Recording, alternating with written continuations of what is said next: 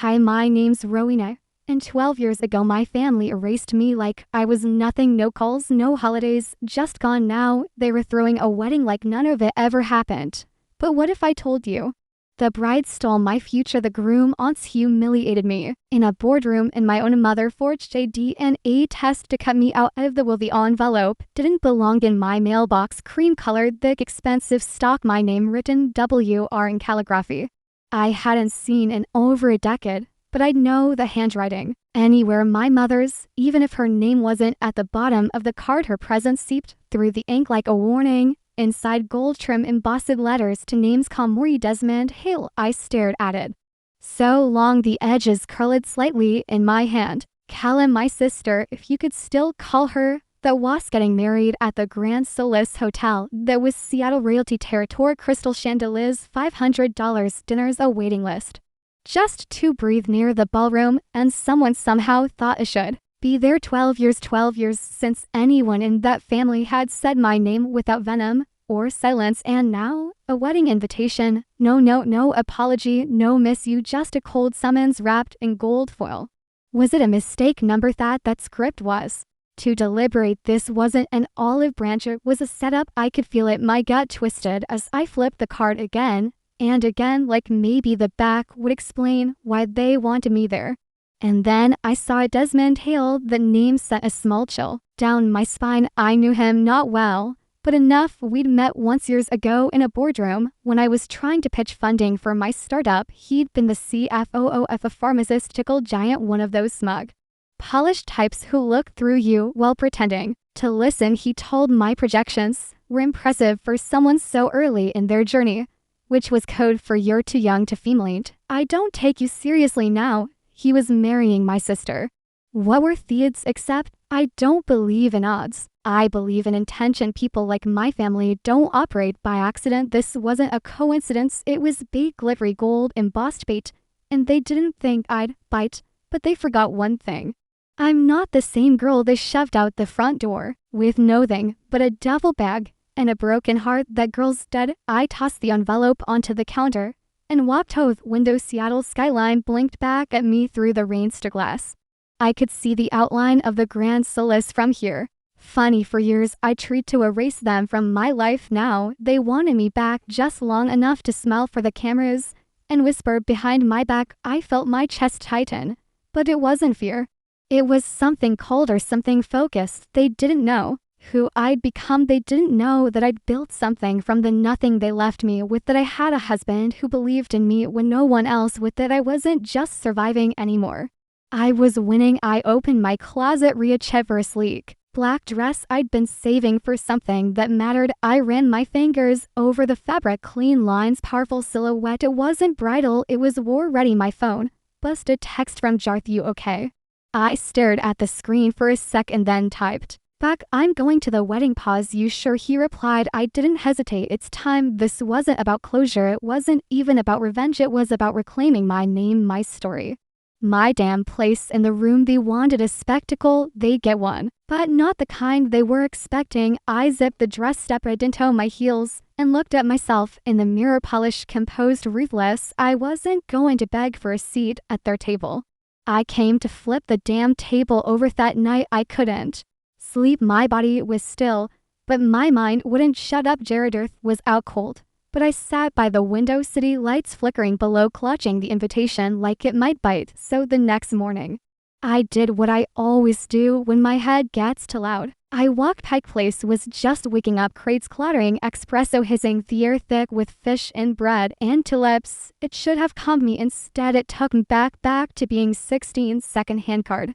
Egan, hoping anyone would believe me. It was the day my mother's diamond necklace disappeared. I wasn't supposed to be in her room. Kala left the curling iron on again, and I got blamed. I went in to unplug it. That's it. 10 minutes later, my father's voice boomed through the house. She was the only one in their call, said, fake tears and all. My mother didn't even pause. You've always been selfish, she snapped, and now this bit my dad. That look in his eyes, like I was something he couldn't wash off. Disappointment follows you like a shadow. He Muttered they never found the necklace, not in my room, not anywhere. Viewed it, didn't matter, the damage was done. I wasn't punished, I was erased. Dinner alone, no rides, no friends, just silence. And Kalar smirking in the hallway like the universe had finally aligned in her favor. That's when I learned the truth in me. Family image mattered more than facts, and they'd already picked their golden child. College was supposed to be Mars said. It wasn't. It started with whispers. Then one day my roommate shoved her phone in my face. Did you see this? A student blog post. The real Rowena Cladeth girl who lies, steals, and plays the victim. No author, of course, but the tone knew it like a scar. She manipulates professors. Ask her about the necklace. Her family never got back. My stomach dropped. My inbox dried up. Project partners vanished. A professor pulled me aside. Perception matters. I wanted to scream, but I'd learned it doesn't matter what's true, just what people think. Is that post cost me a research grant, almost made me quit school. I couldn't prove it was Kala, but I knew she didn't just want to win, she needed me to lose. I thought I'd moved on, buried all the tental last night, until the envelope reopened the wound that never really healed. Back home, I pulled up the old blog, didn't think it would still be live. It was still online, still poisonous. No tears this time, just fire. They never cleaned up the mess. I whispered. They never thought I'd come back to find it. I screenshotted everything. Save server data. This wasn't nostalgia, this was evidence. Because that 16-year-old girl, the one they silenced, she'd been waiting, watching, growing teeth. And now I've got the shovel. The irony hit hard. The next morning, I wasn't even looking for it, just sipping coffee, half awake, scrolling through emails, when a LinkedIn notification popped up. Congrats to alumna Kalori for her groundbreaking crush. Featured in the Leaders in Wellness Spotlight. My stomach drove. Petty. Clicked the article. Already bracing for impact, sustainable solutions, and community-based nutritional support. My title, word for word, the phrases, the modal, the exact conclusion. I spent months refining every line, lifted, scrubbed of my name, and stamped with hers. There she was, beaming beside, theatrical, polished, radiant like life had only ever handed her green lights. You've got to be hitting me, I whispered. But of course she wasn't. Kala had always gotten away with it. And our parents, they'd just nod, beam, and say she's gifted, honey. Maybe take notes. They never asked where her talent came from. Back in college, I was barely staying afloat, tutoring at sunrise, stocking shelves past midnight, living off cold ramen and campus Wi-Fi. My thesis was everything. 8 months of worker, nutritional model for underserved neighborhoods built from real community data. One night Kala dropped by, said she was just in the area. I was exhausted, proud, starving for validation. I think this could actually win something. I told her maybe even that Women in Health Sciences scholarship. She smiled, to soft to sweet. Wow, you did all this. I should have known. A week later, my research folder vanished from student drive. It found nothing, no log, no trace. I submitted an old backup done. It bombed. Guess who won the scholarship? Kalori. They announced at the spring gala. My name wasn't even listed. She waved. My parents clapped. In the front row, someone behind me muttered, she's just on another level. I smelled like I wasn't breaking in half. I never told anyone who would believe me. Theatered, angry sister. The girl barely passing biostats. She earned it. Mom said when I brought it up, she works harder than you think. Dad added, you could learn from her. I did. Now, 10 years later, I printed the LinkedIn article and slid it into a manila folder, already thick with receipts, screenshots of her anonymous blog posts, suspicious transcripts, sketchy financial records, the fake smile she wears like it's bulletproof. This wasn't about revenge. It was about proof for me to know I hadn't imagined it, that the lies were real, that they didn't forget me, they erased me. I added her sticky note to the folder. This is where her story ends. Still, I didn't comment, didn't forward it, didn't say a word. I waited. Because I've learned once Simeon sets a trap for you, the smartest move is to pretend you didn't see it, then show up anyway. Let them shine, let them get comfortable. I'll be the one holding the switch when the lights go out. She wore the crown, but I built that throne, and now I'm coming to take it back. I didn't expect an old photo album to rattle me. It was just supposed to be part of the prep, gathering context, gathering proof. But as I clicked through a buried Facebook album titled More Family Memories, something snapped loose in my chest. It was the smells that gave it away. To white to perfect, each frame felt like a page from a catalog. Holiday sweaters, enforced harmony, Easter branches, with pastelized the background chunk, but the script never did, and she was always at the center. Vivian, my mother, didn't smile. She presented her jaw was always tight, her eyes rehearsive and back. Then she made it look easy to stage a perfect life, while making sure no one saw the blood under her nails. Her words rang in my ears, that same tired phrase she tossed around like air freshener. We don't air our family's mess in public, right? We just bury it under matching napkins and crystal goblets. I used to think she just didn't love me, and now I see it clearer than ever. She didn't hate me, she managed me like a campaign manages its scandals. She had always been the one pulling strings, not in bursts of rage, but with a scalp clean, precise, always in control. My father may have delivered the harsh words and Khaled stabs in the back, but the choreography, the way our family twisted around appearances and silence and shame, that was all Vivian. And I had danced to her tune for far too long. One memory in particular wouldn't let go. I was 14. We were at a gala for the Hospital Foundation. I'd practiced my little speech for weeks, nothing big, just a thank you on behalf of the More Girls, something about community and opportunity. I stood there in a borrowed dress that itched at the seams, trying to remember the words. I stumbled, not even badly, just lost my place for a second. I saw her smile tighten like a cracking glass after I walked off stage. She grabbed my arm hard. Do you have any idea how humiliating that was? She hissed through clenched teeth. My fingers went numb from her grip, but her face never changed for the cameras. When we got home, she didn't yell, she cut you. Made us look careless. If you can't perform, you shouldn't volunteer. Color would have never embarrassed me like that. That was the night I stopped performing for her. But some part of me kept hoping she'd notice me anyway. Maybe that's the cruelest part. When you stop expecting love, but still ache for approval. I closed the photo album and opened a document I hadn't touched in months. The file labeled family patterns. It wasn't evidence, not legally, but it was proof. My proof. The interviews called Gavi over the years, they echoed phrases Vivian used constantly. Growing up excellence is the bare minimum. Real strength is staying quiet under pressure. It wasn't just coincidence. Vivian didn't raise Kala. She wrote her. She didn't favor Kala because she loved her more. She favored her because Kal played the role better. Compliant, camera ready, willing to be molded. Me, I asked questions. I broke choreography. I refused that to smile when it felt fake, so she tried to snip me out of the frame. Well, not no more. I added more to the folder: photos, clips, articles. Then I opened a new email window and paused the cursor. Blink. You taught me to be silent. I whispered, the words bitter on my tongue. Now you'll hear everything I've held back.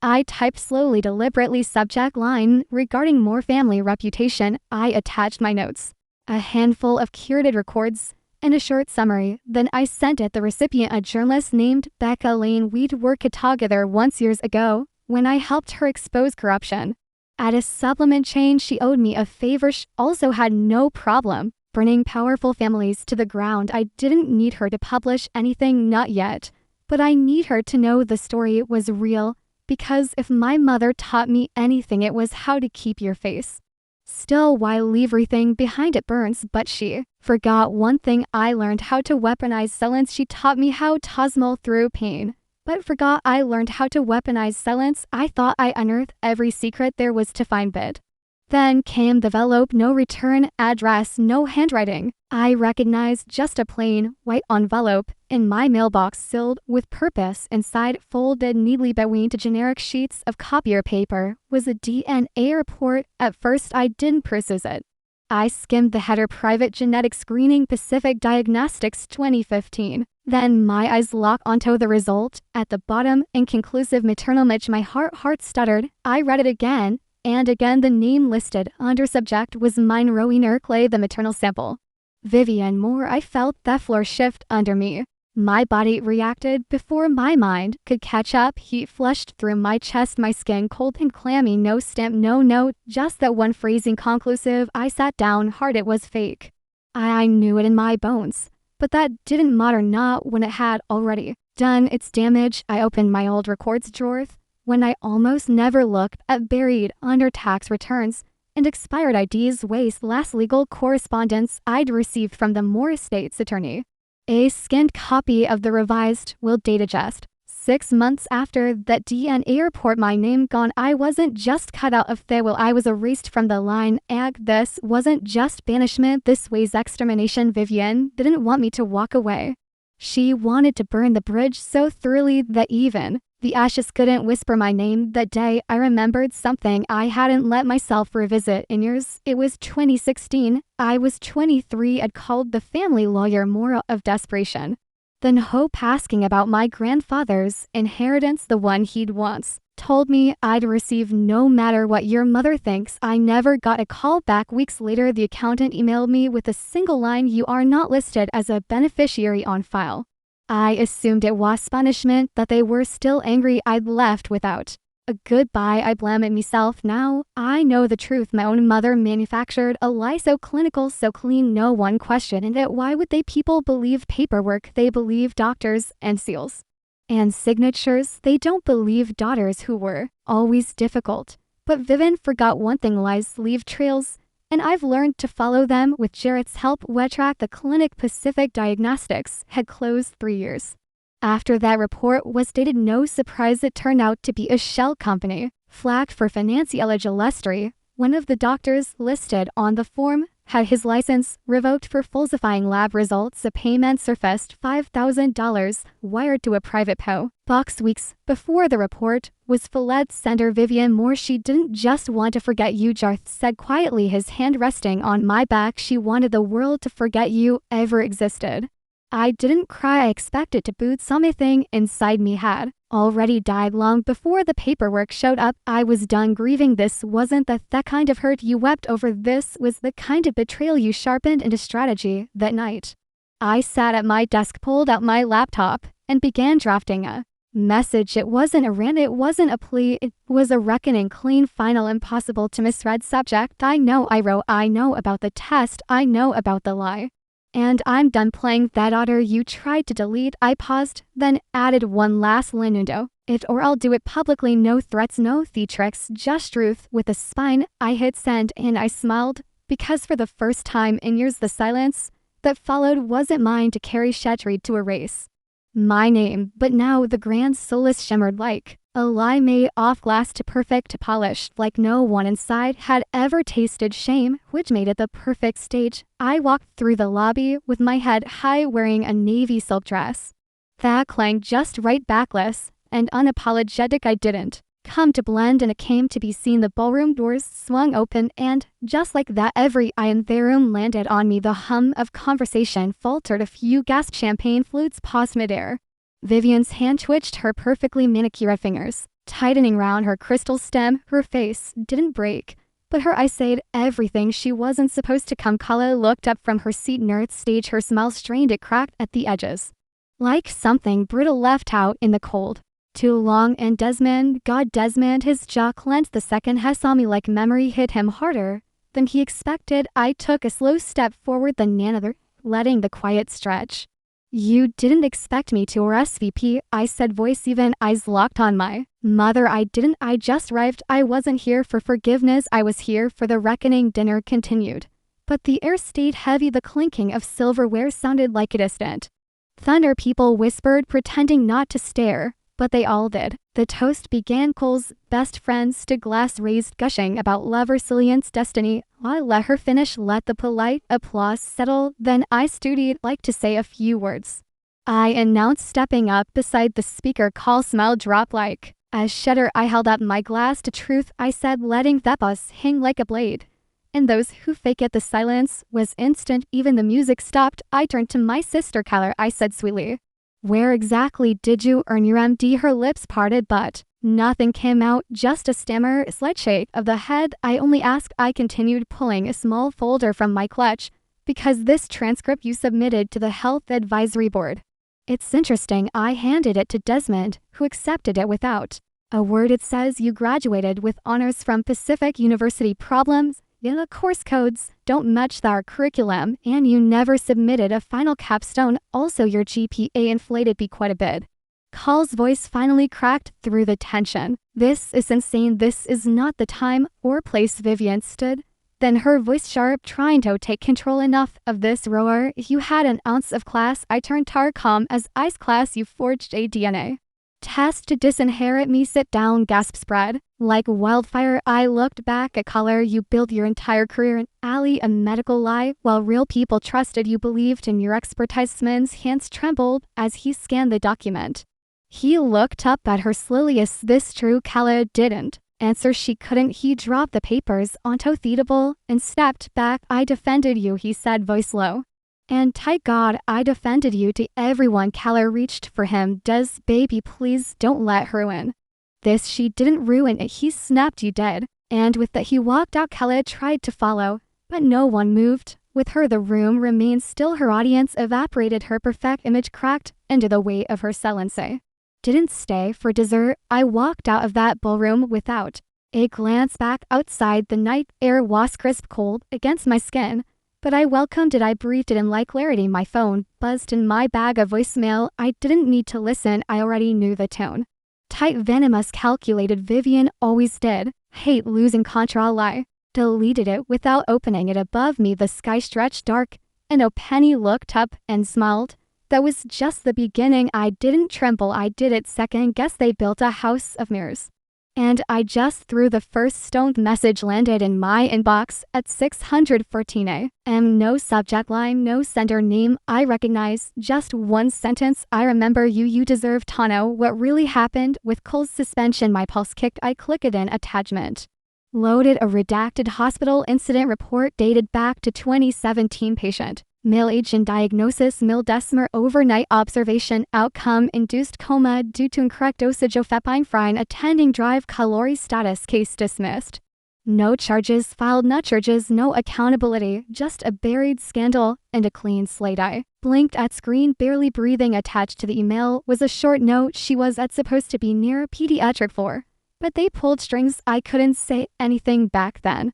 But maybe you can. My hands trembled, then steadied. This wasn't just about me anymore. I saved the files, encrypted them twice, and moved fast. By noon, an anonymous tip landed in thin box of 3 independent Seattle health watchdog blogs, the kind of outlets that thrived on whistleblowers and were afraid of lawsuits. I didn't sign my name, I didn't need to, but I also didn't stop there. I opened a new message to Dr. Thomas Kellner, subject Ray Morey, residency reinstatement clarification needed.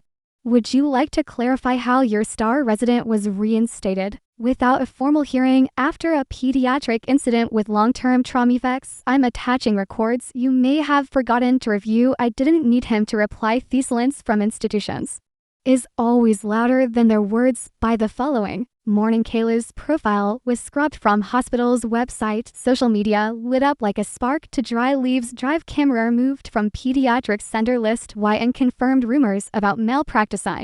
217 resurface. I watched from my laptop, coffee in hand, the way one might observe your building being demolished. Controlled, necessary, satisfying. At 3:42 p.m. Vivian shouted up at my door. She didn't knock, she pounded. I opened it calmly, stepped aside. You've gone too far, she hissed, barely inside. This is your sister's wedding week. This is accountability week. Aid arms frost, you're destroying her life. She put a child in a coma, no charges. Where felt? Because you made sure of that. Her eyes flared. You don't understand that pressure she was under. No, you don't get to twist this into some sad little pity story. You protected her lies and buried a family's pain just to keep your name clean. Her hand trembled as she pointed at me. You always wanted to be the martyr, but this is disgusting. And what do you call what you did to me? I asked, voice steady. You faked a DNA test. You let them believe I didn't belong in my own family. You made me invisible, and now you're mad. I finally made myself seen. She stared at me, breathing heavy, fury pouring off her in waves behind her in the hallway.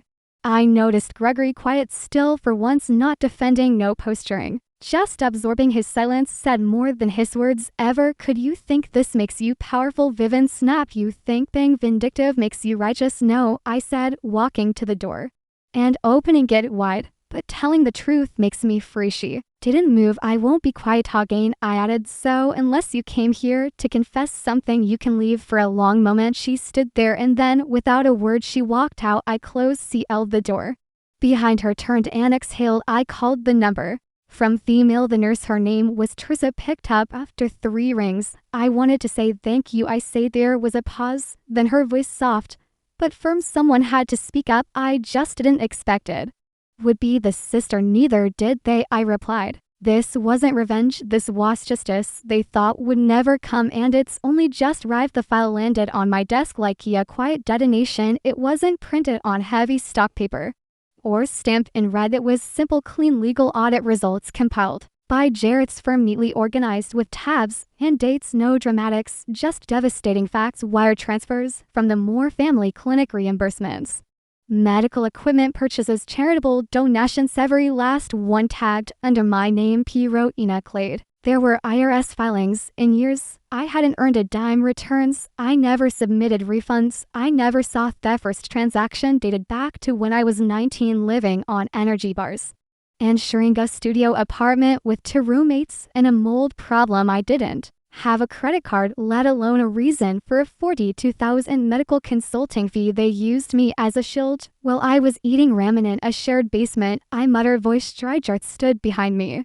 Arms crossed, they tied your identity to at least for shell accounts. If this hadn't been flagged in a forensic sweep, the earth would have come for you next year. I couldn't speak. There's a difference between being abandoned and being exploited. One leaves you hurt, the other leaves you got it. They didn't just cast me out, they built a financial firewall from the ashes of my existence. That night I didn't cry, I didn't scream, I moved because I finally had the final brick.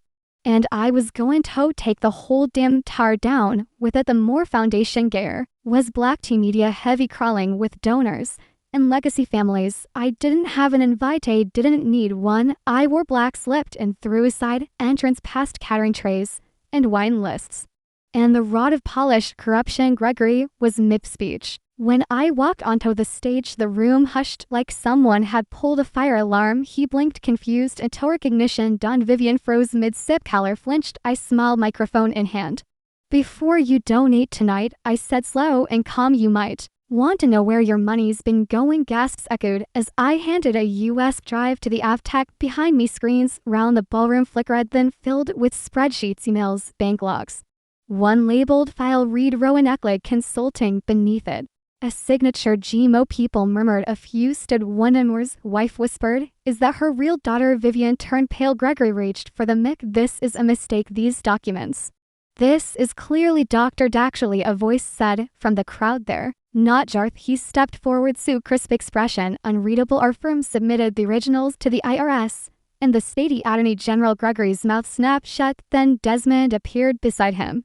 And to the medical board, he added, because I won't stand behind frauds anymore. Vivian tried to salvage it. She reached for Kala, but Cal pulled her hand away, glaring. How could you drag me into this? She hissed. Row by row, audience turned on them. The once perfect Moore family, Seattle's elite, unraveled in front of donors, press, and legacy families right there under the chandeliers they loved so much. I didn't flinch, didn't move, just stood there in the storm of their collapse, steady as stone. They had the money, the status, the lies, but I had the truth, and it was louder than all of them. I didn't wait for the fallout. I didn't linger for applause. I walked outside. If there was cold, but clean, the kind of crispness that made everything before feel suffocating. My heart pounded, not from nerves, but from release. This moment wasn't revenge, it wasn't fury, it was peace, it was truth finally unchained. I looked up at the sky, the city skyline winkling like it was in on the secret with me. And truth, I whispered, is finally a no. I wasn't trying to destroy them, I just stopped protecting them, and they did the rest. 2 weeks later, my world was quiet, not the eerie kind of silence that follows an explosion, not the numb shell-shocked stillness that feels like it's waiting for something else to fall apart. This was peace. Sunlight streamed through my bedroom window for once. I didn't wake up dreading a phone call, a headline, or a lawyer letter. No reporter had camped outside, no call from Vivian. Not even a burner text from college, a stare still and clean. I padded barefoot to the balcony, coffee and hand robe loose around my waist. The city below kept moving, but up here it felt like time paused for me. Is this what healing feels like? Not a roar hum. I sipped my coffee and let it settle into me. The old Rowena would have second-guessed it, waited for the other shoe, searched the sky for signs of smoke. But not this time, because nothing was left to burn. I still hadn't deleted the voicemail. I don't know why her voice crackled slightly to tie to Furious you've humiliated us, you'll regret this. I don't know who you think you are, but you will answer for what you've done. But it was the last line that stayed with me, not the words, the sound a catch in her throat, almost like pun. Most it wasn't an apology, not even close. It was still control, even no, still spinning her narrative, even in defeat. But it didn't sting anymore. Kalani recalled not a single text, not even a fake "Are you happy now?" voicemail. I didn't expect her to. Desmond, though, surprised me. He sent one message. I didn't know. I'm sorry. I stared at it for a long time before typing back, "Igno, I believe you, but I don't need anything from you anymore," and I meant at letting go. Doesn't always come with closure. Sometimes it just comes with choice. Gregory's medical license was under suspension. The clinic was frozen pending a full investigation. IRS auditors had started combing through 12 years of reports. Vivian had gone dark. No interviews, no charity appearances, no statements. And color word was she left city quietly, probably hoping to rebuild somewhere. No one knew her name. I wasn't gloating. I wasn't celebrating. I wasn't anything. I was watching. Because when people fall, it's easy to cheer or pity, but sometimes the most powerful thing you can do is simply witness. That's enough for me. The afternoon, I walked into my office downtown. My staff, my people smiled, greeted me with warmth, respect. No fear, no gossip, just community. Miriam showed up that evening, my first real boss, the one who handed me a broom instead of a lecture when I was 17 and homeless. She brought flowers, sunflowers. Actually, you made it out, she said, her voice cracking just slightly. I told her there was no air left in there. Jarth took my hand across the dinner table that night. He didn't say much. He didn't need to. You did what noone else could. Row, he said finally. You gave them every chance, and when they still chose power over love, you didn't let them take you down with them. I nodded, to full to speak, not with food, with clarity. Because I had spent years thinking justice had to look like punishment. But maybe it looked like release, and maybe freedom doesn't always come with forgiveness.